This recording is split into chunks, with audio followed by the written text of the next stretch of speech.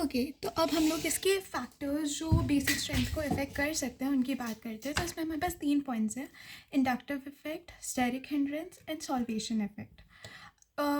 Inductive effect अगर हम लोग ऐसे अगर मैं एक सेंटेंस में डिस्क्राइब करना चाहूँ कि इंडक्टिव इफेक्ट होता क्या है, तो ये बेसिकली एक इफ़ेक्ट होता है जो किसी भी एरिया को या किसी भी चीज़ की जो इलेक्ट्रॉन डेंसिटी है उसको बढ़ा सकता है। तो मतलब, और ये जो होता है ये यूजुअली आर ग्रुप करते हैं। अब आर, जैसे कि मैंने बताया था, ये पॉजिटिव होता है, ये मैंने तेरे को बताया था, ठीक है। तो इनके पास एक्सेस में होते हैं बेसिकली इलेक्ट्रॉन्स, ऐसे मान लिए। वैसे तो प्लस जो होता है वो ये इंडिकेट नहीं करता है, बट इसके पास जो इतना हम लोगों को पता है कि इसके पास एक्सेस में इलेक्ट्रॉन्स होते हैं और ये इलेक्ट्रॉन डोनेटिंग ग्रुप्स होता है।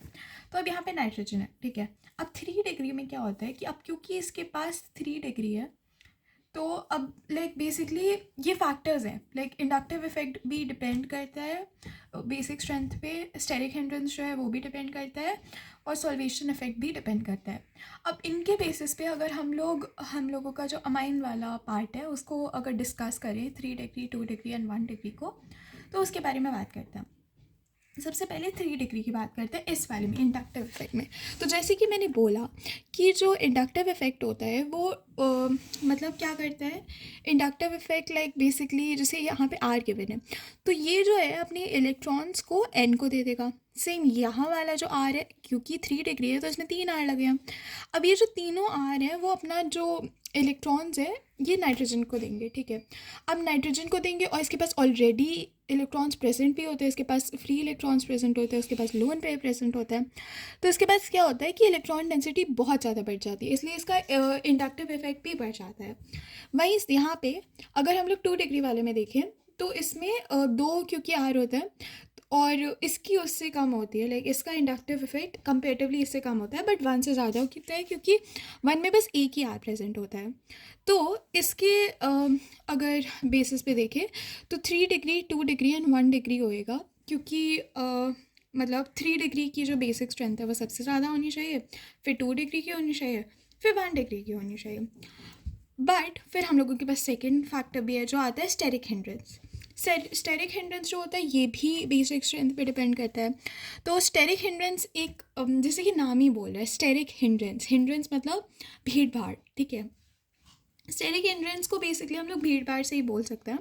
तो अब 3 डिग्री वाले में सबसे ज़्यादा भीड़ भाड़ है, मतलब देखा जाए 3 आर लगे हुए हैं तो सबसे ज़्यादा यहाँ पे आप कुछ भी सोचो, अब यहाँ पे CH3, CH2 ऐसे करके बहुत सारा कुछ लगा हुआ है, बहुत लंबा सा कुछ है, तो इसके पास सबसे ज़्यादा स्टेरिक हिंड्रेंस है। इसके पास देखा जाए तो इसके पास क्योंकि 2 ही आ रहे हैं, एक हाइड्रोजन, हाइड्रोजन का मास कुछ होता नहीं है ज़्यादा। तो जैसे फॉर एग्जांपल मैं बोल रही हूँ, यहाँ पे 3 बूढ़े बूढ़े लोग हैं, ठीक है। यहाँ पे 2 बूढ़े लोग हैं और एक बच्चा है। तो अब एक बच्चा है तो उसको ज़्यादा उसकी वजह से ज़्यादा भीड़ भाड़ नहीं बढ़ती है, वैसे टेक्निकली देखा जाए तो बढ़ती है, बट क्योंकि वो बहुत छोटा सा ज़्यादा उसको जगह नहीं चाहिए होती है। वैसे यहाँ पे देखा जाए 2 H है, 1 R है, तो यहाँ पे जो स्टेरिक हिंड्रेंस होती है वो सबसे कम होती है। तो इसमें देखा जाए तो 1 डिग्री, 2 डिग्री, 3 डिग्री, ठीक है। तो स्टेरिक हिंड्रेंस जो होती है वो इसकी 1 डिग्री की सबसे कम होती है, फिर होती है 2 डिग्री, फिर 3 डिग्री। अब सॉल्वेशन फैक्टर की बात करें तो बेसिकली इसको हमने कैसे कह सकते हैं कि the ability of a specific amine या फिर जो भी है टू डिज़ोल्व इन वाटर, ठीक है। किसी भी चीज़ की जो पानी के अंदर डिज़ोल्व होने की कैपेसिटी या जो भी होता है उसको कहते हैं सॉल्वेशन फैक्टर, ठीक है। तो अब इसमें क्या है कि यहाँ पे देखा जाए, एंड ये भी पता होना चाहिए देखो कि जो वाटर होता है, ठीक है, तो जैसे कि H2O लिखा है, ये जो है ये सिर्फ हाइड्रोजन बॉन्ड्स बनाता है, HOH यहाँ पे ऐसा है। अब ये जो है कोई चीज़ जहाँ पे हाइड्रोजन है वो उसी के साथ बॉन्ड बनाता है, ये जो बॉन्ड होता है हमें पता है इसको क्या कहते हैं, हम लोग हाइड्रोजन बॉन्ड कहते हैं। तो अगर हम लोग इस वाले फैक्टर में देखें तो इसमें जो 3 डिग्री अमाइन होता है इसमें एक ही हाइड्रोजन है, तो इसमें जो वाटर के साथ बॉन्ड होगा वो बस एक बनेगा। वहीं पे इस वाले में देखा जाए तो इसमें वाटर के साथ 2 बॉन्ड बन सकता है एंड इसमें 3 वाटर के साथ बॉन्ड बन सकता है। तो इसमें भी वही है कि 1 डिग्री का जो होता है सबसे ज़्यादा होता है, फिर 2 डिग्री का होता है, 3 डिग्री का होता है। अब इतने सारे फैक्टर्स आ जाते हैं एंड बेसिक स्ट्रेंथ जो है किसी में 3 डिग्री 2 डिग्री 1 डिग्री ज़्यादा आ रही है, किसी में 1 डिग्री 2 डिग्री 3 डिग्री ज़्यादा आ रही है। तो इसका बेसिक स्ट्रेंथ का जो होता है ये कंपेरेटिवली अलग होता है बाकी वाले, जैसे बाकी चैप्टर्स में जो हम लोगों ने बेसिक स्ट्रेंथ पढ़ी थी उससे थोड़ा अलग होता है इसमें बेसिक स्ट्रेंथ। तो इसमें देखा जाए तो ये रिज़ल्ट आते हैं ड्राई फेज में। अगर जैसे कोई भी है, जैसे कैसे बोलूँ मैं, जैसे अगर वाटर दिया है तो उसमें ये दोनों आते हैं, ये मैं बताती हूँ। एंड अगर गैस या सॉलिड्स है तो उसमें 3 डिग्री 2 डिग्री 1 डिग्री में ज़्यादा होगा। और जो एक्वा स्टेट है उसमें 2 पार्ट्स आता है, मिथाइल एंड इथाइल। मिथाइल में ये हम लोगों को दिख रहा है कि एक्वस में देखो ड्राई फेज में तो ठीक है 3 डिग्री 2 डिग्री 1 डिग्री है, इन एक्वस में 2 डिग्री का सबसे ज़्यादा होता है, ठीक है, सबसे ज़्यादा उसका बेसिक स्ट्रेंथ होता है। बट एक सेकेंड, हाँ 2 डिग्री का सबसे ज़्यादा बेसिक स्ट्रेंथ होता है। बट इसमें भी क्या है कि मिथाइल और इथाइल के केसेस में अलग होता है। अब मिथाइल के केस में 1 डिग्री ज़्यादा होता है और इथाइल के केस में 3 डिग्री ज़्यादा होता है। अब इतना कन्फ्यूज़न, 3 तो यहीं पे हैं, अब किस किस का याद करें, तो इसको हाँ याद तो सभी का करना है। ड्राई वेपर फेज में like basically solid and gas के में तो 3 डिग्री 2 डिग्री 1 डिग्री है। एक्वस में सबसे पहले तो 2 डिग्री आता है। और मिथाइल, इसको मैंने ऐसे याद किया कि मिथाइल क्योंकि छोटा होता है तो उसमें 1 डिग्री पहले है, 1 भी छोटा है 2 से, तो 1 डिग्री मतलब 2 तो दोनों में आ ही रहा है, ठीक है, तो 1 डिग्री इसमें। एंड इथाइल क्योंकि बड़ा है तो यहाँ पे 3 बड़ा होता है तो इसलिए, तो ऐसे करके याद कर सकते हैं। बाकी इसको याद ही करना है, मतलब इसमें कुछ वो नहीं है। अब अगर इसमें हम लोग देखें तो ये क्या है, ये है 2 डिग्री का अमाइन, ये है 3 डिग्री का अमाइन, और ये है हमारा 1 डिग्री का अमाइन, ठीक है। देखा जाए तो एक ही कार्बन से जुड़ा है ना। तो अगर इसमें देखें तो अगर इसमें ये पूछा गया है, ठीक है, अगर क्वेश्चन में ये बोला गया है अब इस क्वेश्चन लाइक इसमें जो ऐसे 1 लाइक ऐसे ज़्यादा इसमें, तो इसके हिसाब से मुझे, क्योंकि मैंने पढ़ा अभी तो मुझे पता चल रहा है यहाँ पे हम लोग इथाइल की बात कर रहे हैं। तो इथाइल के केस में क्या होगा, और एक्वस में क्योंकि 2 डिग्री तो ज़्यादा ही है, तो एक्वस के केस में 2 डिग्री सबसे ज़्यादा होता है, फिर 3 डिग्री एंड फिर 1 डिग्री होता है। फिर हम लोगों को ये बेसिक स्ट्रेंथ के कुछ फॉर्मूले वटेवर ये तो पता ही है, ठीक है।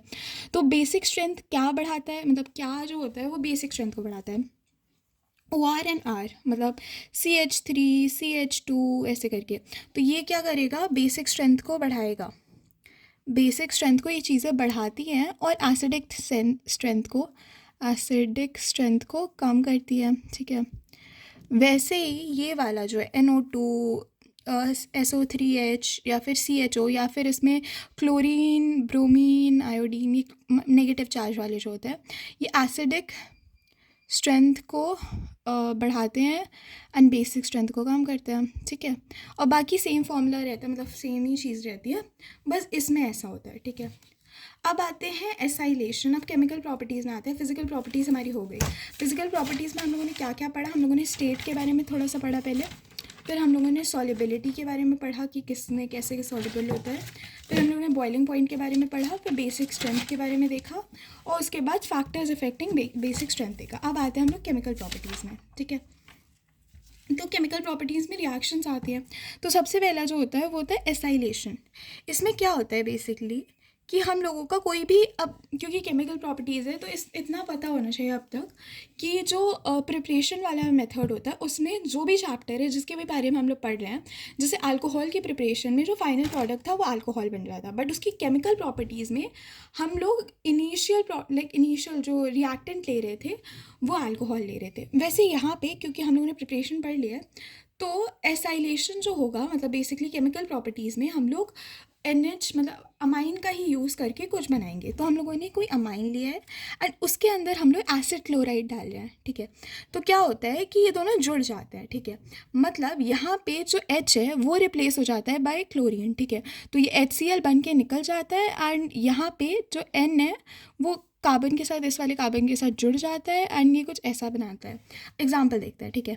तो जैसे ये एग्जाम्पल है, इसमें यहाँ पे 2 RR ग्रुप लगे हुए हैं एंड यहाँ पे एक NH है, NH है, ठीक है। अब यहाँ पे CH3COCl ये वही है, ये है हमारा एसिड क्लोराइड। तो एग्ज़ाम में ऐसे बना के नहीं दिया जाता है। तो लाइक जैसे फॉर एग्जांपल एक और टिप देती हूँ तेरे को कि जैसे अब तूने एग्ज़ाम में देखा कुछ ऐसा बना हुआ है, तेरे को समझ नहीं आ रही ये क्या है, ये तो पढ़ाया ही नहीं है मैंने। तो इसको थोड़ा दिमाग, खाली दिमाग से, शांत दिमाग से पहले क्या करना है, इसको हम लोग इसको हमें CH3 क्या होता है, R होता है। फिर CO क्या होता है, CO होता है C double bond O, carbonyl compound होता है। और Cl क्या होता है, Cl होता है हमारा क्लोरीन।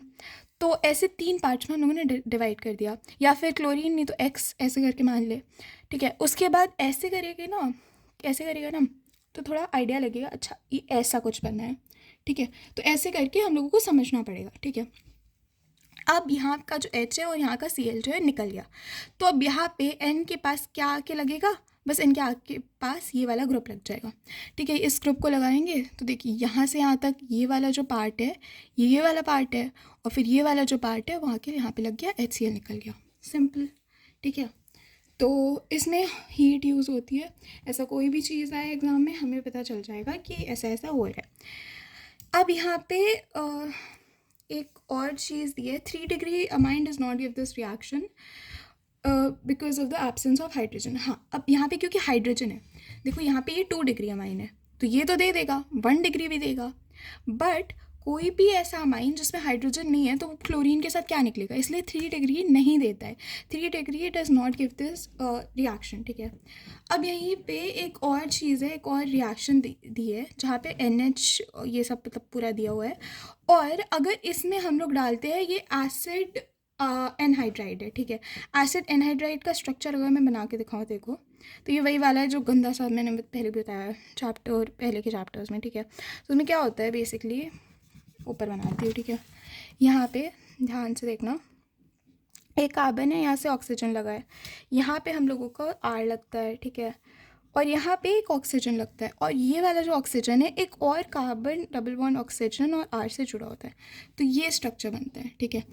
इसी को कहते हैं एसिड एनहाइड्राइड, और यहाँ पे वही है। तो अगर हम लोगों ने एक कोई भी ऐसा अमाइन वाला ग्रुप लिया है 2 डिग्री एंड 1 डिग्री का, और उसमें ये डाला तो हमारा क्या बनता है, तो देखिए ये तो यहाँ से तो सेम ही बन जाएगा, ठीक है। और ये तो सेम ही बना, बट इसमें देखें, ठीक है, इसमें क्या होता है कि ऑक्सीजन वाला जो पार्ट है इसको हटा देंगे, मतलब इतना जो पार्ट है, इतना पार्ट आके यहाँ पे लग जाएगा, ठीक है। इसके साथ जाएगा इतना पार्ट, ठीक है, इतना पार्ट लग गया। और जो बचा हुआ पार्ट है, ठीक है, बचा हुआ पार्ट में क्या बच रहा है हमारे पास, COOR, ठीक है, COOR, ठीक है, COR बच रहा है ये। और यहाँ पे क्योंकि हाइड्रोजन था तो COOH, और किसके साथ लगेगा ये, CH3 के साथ, ओके। एक सेकेंड, मैंने कुछ तो गलत बताया, हाँ रट ले भाई, ठीक है, मेरा थोड़ा दिमाग पता नहीं है। यहाँ से ये तो ठीक है, फिर उसके बाद अच्छा नहीं, COOH ये अलग से आएगा, मतलब बेसिकली इसमें फॉर्मेशन में क्या होता है कि एक कार्बोक्सिलिक एसिड तो बनेगा ही, कार्बोक्सिलिक एसिड बनेगा, यहाँ का COOR यहाँ पे होगा, ये तो समझ में आ रहा है, ठीक है। और H एक अलग से आया है, H बेसिकली मतलब अलग से है, ठीक है। H आई गेस यहाँ, अच्छा हाँ, ठीक है, यहाँ वाला जो H है, क्योंकि देख अच्छे से समझाती हूँ फिर से, आई थिंक मैंने देखो ज़्यादा कंफ्यूज कर दिया, तो एक बार अलग से फिर से समझा रही हूँ मैं, ध्यान से देखना। तो अभी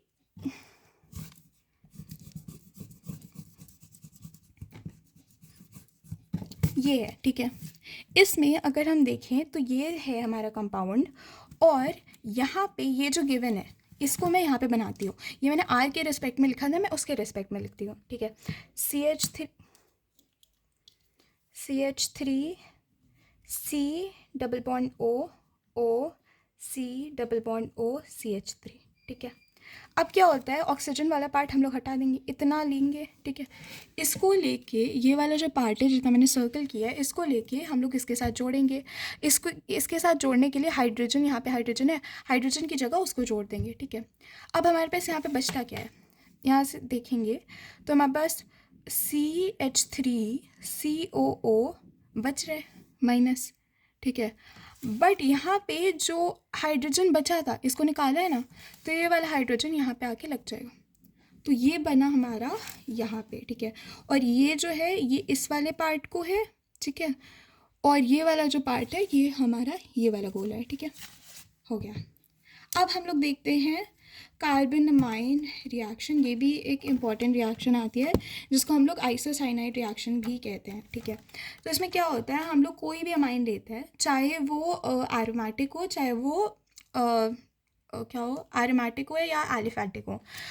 ये जो है ये वाला, इसको मैं एक बार बता देती हूँ। AR जो होता है एरोमेटिक, बेसिकली ए अगर ऐसे कहीं पे भी लिखा हुआ है, अगर कहीं पे भी ArNH2 लिखा है तो ये बेसिकली ऐसे है, इसका मतलब ये है,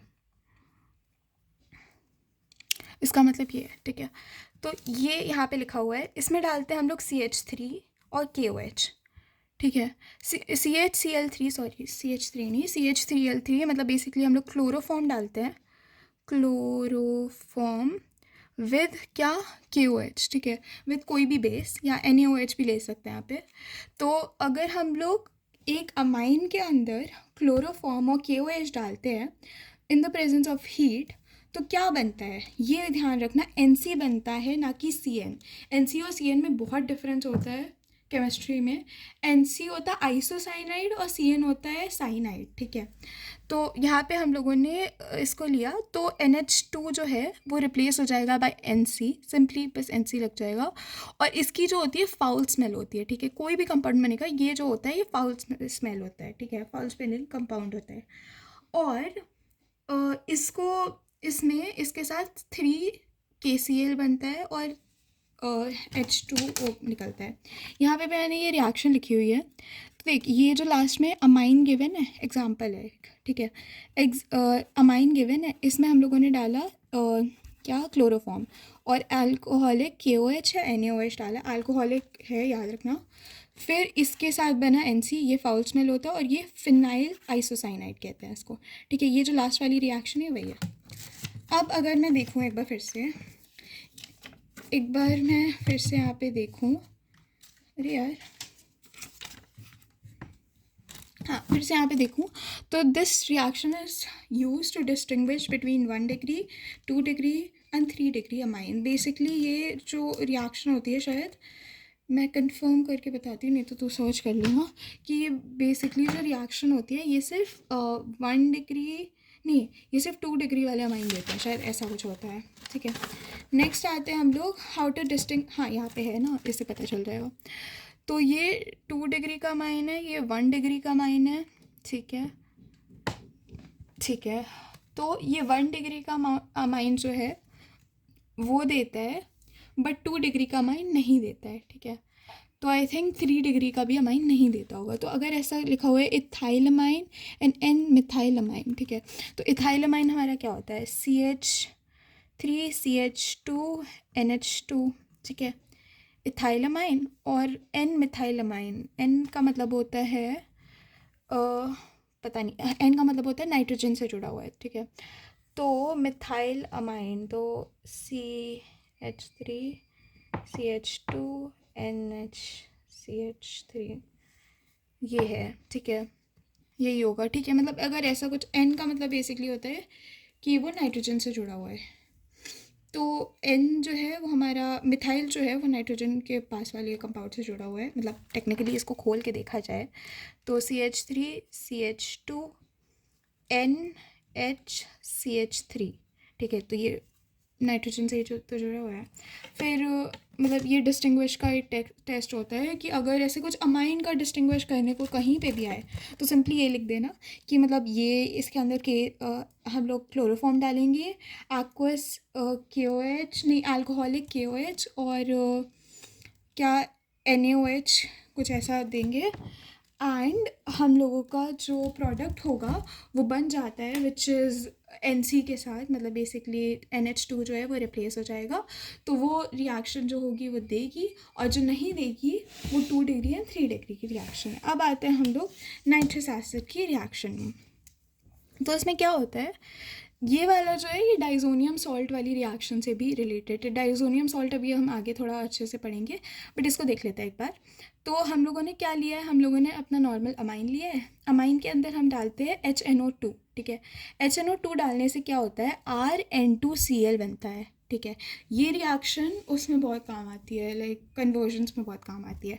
तो RN2Cl मिलेगा, तो उसके बाद क्या होता है, उसके बाद जो N2Cl है वो रिप्लेस हो जाएगा। अगर इसमें हम लोगों ने H2O डाला तो N2Cl जो है वो OH से रिप्लेस हो जाएगा और N2 अलग से निकलेगा विद HCl, ठीक है। तो मतलब जैसे अगर देखा जाए, इसका एक हाइड्रोजन जो है वो क्लोरीन के साथ चला गया, बचा क्या, OH बचा, तो OH यहाँ पे आके लग गया, N2 निकल गया, और हाँ, इससे मतलब बेसिकली अल्कोहल फॉर्म होता है। ये हो गया। फिर नेक्स्ट आती है ये सल्फोनाइल क्लोराइड वाली रिएक्शन, जिसको कहते हैं हिंसबर्ग रिएजेंट। ये भी इम्पॉर्टेंट है, आई गेस जो मैंने इसमें भी गिवन है शायद, हाँ ये हिंसबर्ग टेस्ट, ठीक है। तो एक बार देखते हैं इसको। तो हम लोगों का सल्फोनाइल क्लोराइड जो होता है यही होता है। तो इसमें क्या होता है, बेंजीन रिंग से डायरेक्टली एस जुड़ा होता है, डबल बॉन्ड से ऑक्सीजन जुड़े होते हैं, एंड यहाँ पे क्लोरीन लगा है, ठीक है। एंड इसमें हम लोग डालते हैं हमारा नॉर्मल अमाइन डालते हैं, तो H जो है वो क्लोरीन से रिप्लेस हो जाता है सिंपली, और ये वाला जो N है वो लग जाता है, बाकी सब सेम रहता है। मतलब बेसिकली HCl निकालना है तो HCl निकाल के ये फॉर्म हो जाता है, ठीक है। और ये जो होता है ये एल्काइल में सॉल्युबल होता है, और जो 2 डिग्री वाला अमाइन है वो सॉल्युबल नहीं होता है। तो ये भी एक टेस्ट के लिए यूज़ होता है। रुको एक second. benzyl sulfonyl chloride Hinsberg reagent reacts with 1 and 2 degree amine to form sulfonamines. Reaction with benzene amine, ये 1 डिग्री की रिएक्शन है, ये 2 डिग्री की रिएक्शन है। 3 डिग्री वाला तो रिएक्ट ही नहीं करता है, ठीक है। बेसिकली 3 डिग्री वाला जो वो है वो रिएक्ट नहीं करता है, 2 डिग्री एंड 1 डिग्री वाला करता है। और इसमें भी डिस्टिंग्विश करने के लिए ही है, ये भी एक डिस्टिंग्विश टेस्ट ही है, ठीक है। तो अगर जैसे जो 1 डिग्री अमाइन है, यहाँ पे हम लोगों ने 1 डिग्री लिया था, एक आर लगा हुआ है, तो ये 1 डिग्री के लिए लाइक अगर ये सॉल्युबल होगा, ये जो हम लोगों का फाइनल कंपाउंड बना है जिसको हम लोग कहते हैं बेंजीन सल्फोनाइल, नहीं इसको कहते हैं सल्फोनाइड्स, ठीक है, सल्फोनाइड्स कहते हैं इसको। तो अगर ये अल्काइल में सॉल्युबल है, ठीक है, मतलब बेसिकली कोई बेस वगैरह है किसी भी चीज़ में, अगर ये स्टेबल कह रही हूँ सॉल्युबल है, तो ये जो है ये 1 डिग्री है। अगर वो सॉल्युबल नहीं है तो वो 2 डिग्री है, एंड अगर वो ये रिएक्शन शो ही नहीं कर रहा है तो वो 3 डिग्री है, ठीक है। ये देखो यहाँ पे भी है, जैसे इसमें हम लोगों ने सल्फोनाइल क्लोराइड को अगर इसमें डाला तो यहाँ पे कोई रिएक्शन नहीं मिलती है। अब देखते हैं इलेक्ट्रोफिलिक सब्स्टिट्यूशन रिएक्शन।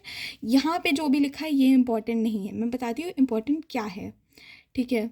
तो ये चीज़ इंपॉर्टेंट है, नहीं लिखा है, ओके। पहले तो हम लोगों ने एक चार्ट दिखाती हूँ, ठीक है।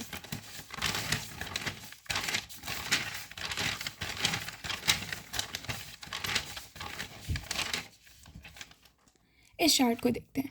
तो इसमें हम लोगों ने फिनॉल लिया था, उसमें ये सब पहले क्लोरीन डाला था एनहाइड्रस AlCl3 की प्रेजेंस में, CH3Cl डाला था एनहाइड्रस AlCl3 की प्रेजेंस में, CH3COCl डाला था एनहाइड्रस Cl3 की प्रेजेंस में, कंसनट्रेटेड H2SO4 और HNO3 डाला था तो भी यही हुआ था।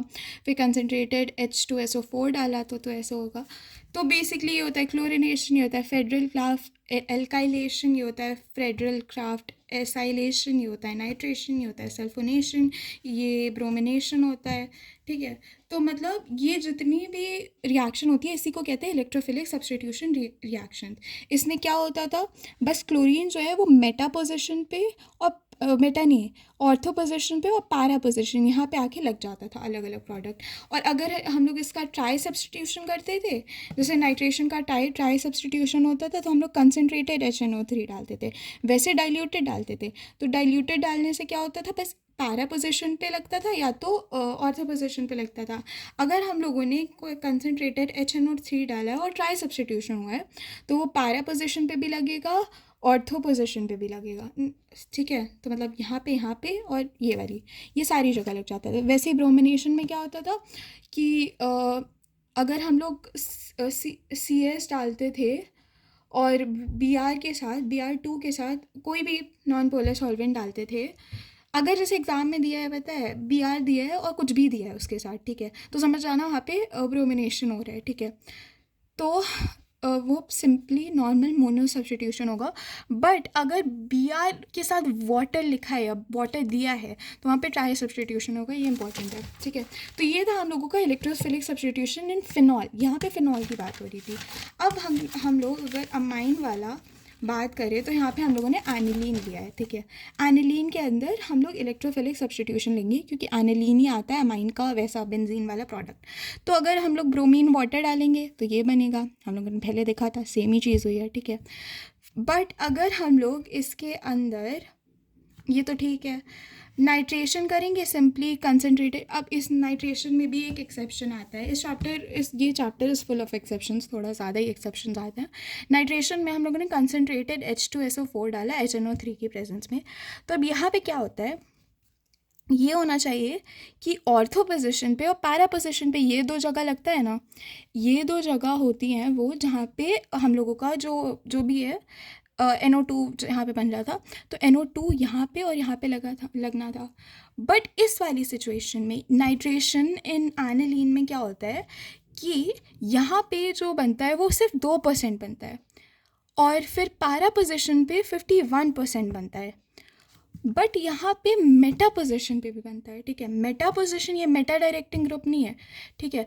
तब क्यों ऐसा होता है, तो यहाँ पे बेसिकली लिखा हुआ है significant amount of meta product is obtained because some aniline NH2 group reacts with hydrogen to form anilinium ion which is meta directing group, ठीक है। तो बेसिकली यहाँ पे सिंपली अगर हम लोग देखा जाए तो एग्ज़ाम में बस लिख देना कि ये एनिलीनियम आयन फॉर्म करता है।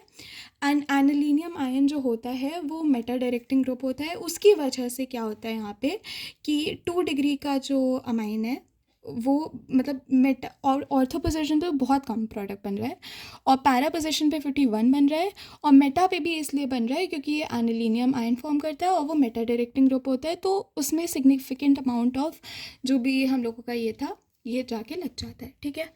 फिर उसके बाद कुछ ज़्यादा है नहीं यहाँ पे। अब मैंने तेरे को अभी इतनी सारी रिएक्शन दिखाई थी यहाँ पे। अब यहाँ पे हम लोगों ने इतनी सारी रिएक्शन देखी थी बट जहाँ पे भी AlCl3 की बात चल रही है और काफ़ी सारी रिएक्शन में AlCl3 की बात चल रही है, तो जो भी रिएक्शन है जिसमें AlCl3 की बात चल रही है, वैसे तो federal Crafts acylation federal craft reaction ये वाली है और ये वाली है, पर इसमें भी तो AlCl3 यूज़ हो रहा है तो इसके लिए भी एप्लीकेबल है। तो यहाँ पे ये लिखा है why does aniline not show federal craft reaction. ऐसा होता है, क्यों नहीं शो करती है, क्योंकि एनिलीन कंबाइंड विद AlCl3, ठीक है। तो हम लोगों ने जैसे यहाँ पे AlCl3 लिया था कि इसके साथ कंबाइन कर जाता है, ठीक है। तो ये एक्सेप्शन है again, aniline combined with AlCl3 during the federal craft reaction and a salt is obtained and which is deactivating group for electrophilic substitution reaction. Simply अगर नहीं याद आ रहा है कुछ भी कि which is deactivating, ये सब अगर नहीं याद आ रहा है बस इतना लिख देना कि एनिलीन जो है वो AlCl3 के साथ रिएक्ट करके एक सॉल्ट फॉर्म करता है और वो जो सॉल्ट है वो इलेक्ट्रोफिलिक सब्स्टिट्यूशन रिएक्शन उसको नहीं शो करने देता है, ठीक है। अब सल्फोनेशन रिएक्शन होती है। सल्फोनेशन रिएक्शन वो रिएक्शन है जिसमें हम लोग कंसनट्रेटेड H2SO4 लेते हैं और डालते हैं तो SO3H जो है हम लोगों का वो हो जाता है। अब डाइजोनियम सॉल्ट की रिएक्शन के बारे में बात करते हैं। तो डाइजोनियम सॉल्ट होता क्या है, कैसे बनता है, उसके बारे में बात करते हैं। डाइजोनियम सॉल्ट सिंपली अगर मैं बताऊँ, अगर एग्ज़ाम में लिखने आया कि right the reaction for diazonium salt, ठीक है, एक होता है बेंजीन डाइजोनियम सॉल्ट और एक होता है नॉर्मल डाइजोनियम सॉल्ट, ठीक है। तो अगर आया कि नॉर्मल डाइजोनियम सॉल्ट की रिएक्शन लिखनी है तो ये लिखेंगे, ठीक है। NH2 है, इसमें हम लोगों ने डाला दो चीज़ें हम लोग डाल सकते हैं, या तो HNO2 डाल सकते हैं, HNO3 होता है शायद, HNO3 डाल सकते हैं, या फिर हम लोग NaOH नहीं सॉरी मैं बात पता नहीं मेरा दिमाग नहीं चल रहा है थोड़ा सा, NaNO3 विद HCl, ठीक है। अरे NaNO3 विद HCl ये पूरा डाल सकते हैं, नहीं तो ये डाल सकते हैं। अब इसमें तो मेरी चॉइस नहीं है, दोनों याद करना है। ये करेंगे तो RN+ Cl बनता है ना, हाँ Cl-, ये फॉर्म होएगा, ठीक है, ये याद रखना है, ठीक है। तो ये बनता है, इसके साथ हमारा NaCl भी बनता है और इसके साथ हमारा H2O वगैरह रिलीज़ होता है। जो ज़्यादा याद करने की ज़रूरत नहीं है, मेन हमारा ये वाला पार्ट है कि हम लोगों ने एनिलीन के अंदर अगर HNO3 या फिर NaNO3 विद HCl डाला तो हमारा Rn+Cl- बना। एक और रिएक्शन होती है इसी की रिएक्शन में, अगर हम लोग डाइज़ोनियम सॉल्ट में ही अगर हम लोगों को बेंजीन डाइज़ोनियम सॉल्ट बनाना है, तो हम लोगों ने ये बेंजीन बना लिया, इसमें NH3 लगा दिया, तो ये हमारा हो गया एनिलीन। इसके अंदर हम लोगों ने HNO3 डाल दिया, तो हमारा क्या बनेगा, ये चीज़ बनेगा N+Cl-, ये चीज़ बनेगी। और इसी को कहते हैं हम लोग बेंजोनियम बेंजीन डाइज़ोनियम सॉल्ट, बेंजोनियम बोल रही हूँ, ठीक है, बेंजीन डाइज़ोनियम सॉल्ट बनेगा, ठीक है। तो यही सेम चीज़ यहाँ पे लिखी है, ये हम लोगों का था, इसमें NaNO3 या और HCl के साथ या HNO2 डाला, तो ये 0 to 5 डिग्री केल्विन पे सेल्सियस पे ये हम लोगों का बनाता है N+Cl- NaCl to H2O के साथ। अब यहाँ पे रेजोनेटिंग स्ट्रक्चर ऑफ डाइज़ोनियम सॉल्ट है, ये हम लोगों को पता ही है, ज़्यादा आने के चांसेस हैं नहीं क्योंकि 11th का पार्ट है, बट एक बार देख लेना कि मतलब ठीक है, मतलब इसमें कुछ नहीं होता, बस एक तरफ से चार्ज जो है वो उठ के दूसरी तरफ जाता है और बस वैलेंसी वगैरह सेटिस्फाई होनी चाहिए, बस इतना देखना है। अब इसमें देखिए, तो ये हम लोगों का बेंजीन डाइज़ोनियम सॉल्ट है, ठीक है, जो हम लोगों ने यहाँ पे फॉर्म किया था, वही है, बेंजीन के ऊपर N+Cl- है। अब इसकी कुछ रिएक्शंस होती हैं जो हम लोगों ने पहले चैप्टर एंड अभी के चैप्टर सब मिला के जो बनाई हुई हैं वो है। तो सबसे पहले है हमारी ये सैंडमेयर रिएक्शन है, फिर ये वाली जो है गटरमैन रिएक्शन है, ये वाली जो है ये बेस किल्मैन करके कुछ रिएक्शन होती है, मैं दिखाती हूँ, एक सेकेंड बस। तो यहाँ पे है हमारा ये है हमारी सैंडमेयर रिएक्शन, ये डाइज़ोनियम सॉल्ट है, नहीं एनिलीन है, इससे डाइज़ोनियम सॉल्ट बनाया, बेंजीन डाइज़ोनियम सॉल्ट। फिर गटरमैन रिएक्शन है, इसमें भी वही किया, पहले डाइज़ोनियम रिएक्शन की, ये बनाया। फिर बेस किल्मैन रिएक्शन में भी हम लोगों ने पहले हमारा एनिलीन लिया, उसके अंदर पहले डाइज़ोनियम सॉल्ट बनाया ऐसे करके, NaNO3 डाल के और HCl डाल के, और उसके बाद का रिएक्शन यहाँ पे है, अच्छे से बता देती हूँ, वही पुरानी रिएक्शन सब मिला के है, ठीक है। तो अगर हम लोग एक बेंजीन डाइज़ोनियम सॉल्ट के अंदर अगर Cu2Cl डालते हैं HCl के साथ, ठीक है, या फिर हम लोग इसमें डाल देते हैं Cu2Br के साथ प्लस HBr, फिर अगर हम लोग CuCN डालते हैं HCN के साथ, तो यहाँ पे Cl, यहाँ का ये जो Cl है ये आके यहाँ लग जाएगा, फिर ये वाला जो Br है ये आके यहाँ लग जाएगा, Cn है ये आके यहाँ लग जाएगा। इसको सिंपली हम लोग सैंडमेयर रिएक्शन कहते हैं, रटने वाली चीज़ है, इसमें ज़्यादा एक्सप्लेन करने वाला कुछ है नहीं। फिर उसके बाद गटरमैन रिएक्शन में CuHCl लेते हैं, CuHBr लेते हैं, तो Cl यहाँ का यहाँ लग जाता है, Br यहाँ का यहाँ लग जाता है। ये फिर बेस किल्मैन जो भी रिएक्शन है, इसमें HbF4 लेते हैं और यहाँ पे फ्लोरीन लग जाता है। Ki ये इंपॉर्टेंट है, थोड़ा कन्वर्जन्स वगैरह में आ जाती है कभी कभी, तो उसमें Ki अगर हीट करके लेते हैं तो I यहाँ के बेंजीन के ऊपर लग जाता है। फिर अगर हम लोग देखें तो यहाँ पे अगर हम लोग H2O डालते हैं, ये याद रखना, ये भी रिएक्शन कन्वर्जन्स में बहुत काम करती है। N2Cl- में अगर हम लोग H2O डालते हैं, वार्म लिखा है नहीं लिखा है एग्ज़ाम में, ज़रूरी नहीं है लिखा रहे, बस H2O डाला है तो हम लोगों का फिनॉल बन जाता है। फिर नेक्स्ट है अगर हम लोग HbF4, यही वाला HbF4 लेते हैं, बट यहाँ पे NaNO2 भी लिया है, तो इसके साथ यहाँ पे आके NO2 लग जाता है। फिर ये रिएक्शन इम्पॉर्टेंट रिएक्शंस में आती है क्योंकि ये मतलब 3 ही रिएक्शंस है बेंजीन के फॉर्मेशन की, ठीक है। एक होता है जिंक डस्ट, एक होता है फिनॉल के अंदर अगर हम लोग जिंक डस्ट डालते हैं तो वो बेंजीन बना देता है, और उसके बाद ये 2 रिएक्शन है जिसमें हम लोगों ने H3PO2 H2O के साथ या फिर C2H5OH लिया है, ठीक है। तो इन दोनों में से कुछ भी लेंगे तो हम लोगों का बेंजीन बन सकता है फ्रॉम बेंजीन डाइज़ोनियम सॉल्ट, ठीक है, H3PO2 H2O के साथ। फिर यहाँ पे कपलिंग रिएक्शन है, ये वाली जो रिएक्शन है ये इसमें भी है, ठीक है। जितनी भी इम्पॉर्टेंट नेम रिएक्शन है जो डायरेक्टली ऐसे एग्जाम में पूछी जाती है कि बताओ ये रिएक्शन के बारे में डिफाइन करो वो सब, तो वो इस शीट में है। ये 2 शीट्स जो 2-3 मैंने भेजी हैं उसमें है। अब इसको देखते हैं। तो अगर कोई बेंजीन है और उसमें बेंजीन डाइजोनियम सॉल्ट है, ये दिख रहा है बेंजीन डाइजोनियम सॉल्ट है, और एक तरफ एनिलीन है। तो अब इसको अगर हम लोग ध्यान से देखें, अगर मैं इसको थोड़ा सा खोल के दिखाऊं तो ये कुछ ऐसी चीज़ है। ये बेंजीन हो गया N+Cl-, ठीक है। और अब भाई बेंजीन में भी आफ्टर ऑल देखा जाए, मैं अगर थोड़ा सा बेंजीन के स्ट्रक्चर को खोल के दिखाऊं, ठीक है, तो यहाँ पे कार्बन है, यहाँ पे कार्बन है, यहाँ पे कार्बन है, यहाँ पे कार्बन है, यहाँ पे कार्बन है, यहाँ पे कार्बन है, और ऐसे, ठीक है। यहाँ पे 6 कार्बन लगते हैं। एंड यहाँ पे हाइड्रोजन, यहाँ पे हाइड्रोजन, यहाँ पे हाइड्रोजन, यहाँ पे हाइड्रोजन, यहाँ पे हाइड्रोजन, यहाँ पे हाइड्रोजन। इसका फॉर्मूला भी होता है C6H6, ठीक है। तो ये है, हम लोगों ने यहाँ पे ये लिया है। अब क्योंकि यहाँ पे भी हाइड्रोजन लगा है ना, तो उसको बेसिकली खोल के बनाया। ये एनिलीन ही है। एनिलीन वो होता है बेंजीन के ऊपर, अगर इसको देखा जाए तो ऐसा बेंजीन है, बेंजीन के ऊपर NH2 है और उस पर नीचे हाइड्रोजन तो है ही। तो अब यहाँ पे क्या होता है कि इसका जो बेंजीन डाइजोनियम सॉल्ट है, इसका क्लोरीन और इसका हाइड्रोजन जो है मिल जाता है और ये HCl बना देता है। और बाकी इन दोनों को बस सिंपली जोड़ देना है, ठीक है। तो इन दोनों को अगर हम लोग जोड़ेंगे तो ये कुछ ऐसा बनता है, ठीक है। यहाँ पे बेंजीन है, यहाँ पे नाइट्रोजन है, डबल बॉन्ड बीच में लग गया, नाइट्रोजन आ गया यहाँ पे और NH2 उधर है। रट ले, कुछ नहीं, ज़्यादा समझने की ज़रूरत नहीं है।